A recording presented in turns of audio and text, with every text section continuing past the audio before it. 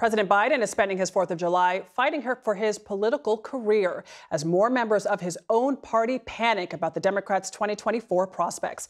He is attending a fireworks display tonight, but don't expect to see too many late-night events moving forward. A source says the president told a group of governors he needs to cut back on meetings and appearances that go past 8 p.m., and he needs to get more sleep. This as his opponent, former President Donald Trump, was caught on camera insulting both the president and vice president. We have Kamala. She's so bad. She's so pathetic. It's so amazing. It's just so bad. The election is running hot, and CBS's Scott MacFarlane is at the White House where the pressure is on for the president. Amid a sweltering holiday celebration at the White House, Happy Independence Day! President Biden is trying to cool the intensifying political heat. Another major donor, Netflix co-founder Reed Hastings, is publicly urging the president to withdraw.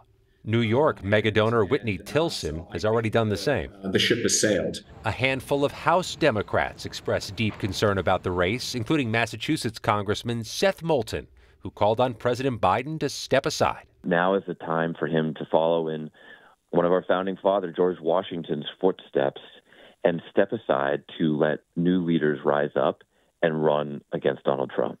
In 2 radio interviews, I made a mistake. The president acknowledged the debate failure, while the White House staff reversed this statement made yesterday. He hasn't had any kind of medical exam. No. Acknowledging the president was seen by a doctor to check on his cold after his halting performance on stage last Thursday. Multiple sources tell CBS News at a meeting with Democratic governors Wednesday night, the president said he needs to curtail events that begin after 8 p.m. and that he needs to sleep more. At a July 4th parade in his district, Congressman Jamie Raskin said a decision needs to be made soon. I mean, it's really not up to me. So I'm just standing strong for democracy, regardless of who's at the top of the ticket, because democracy is not about one person, it's about everybody. While Democratic voters said they're worried the president's debate risks overshadowing the party's deep fears about Donald Trump. They both suck, to be perfectly frank. As new video surfaced of Trump on the golf course, crudely blasting the president and Vice President Kamala Harris. That old broken down pile of crap. And predicting President Biden will quit. In an effort to have the president in the public eye, he heads tomorrow to Madison, Wisconsin for a rally with supporters. Adriana.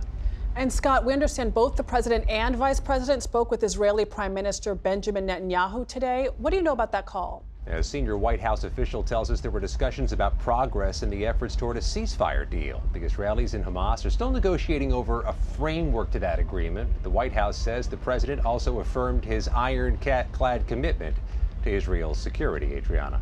Scott MacFarlane, thanks so much.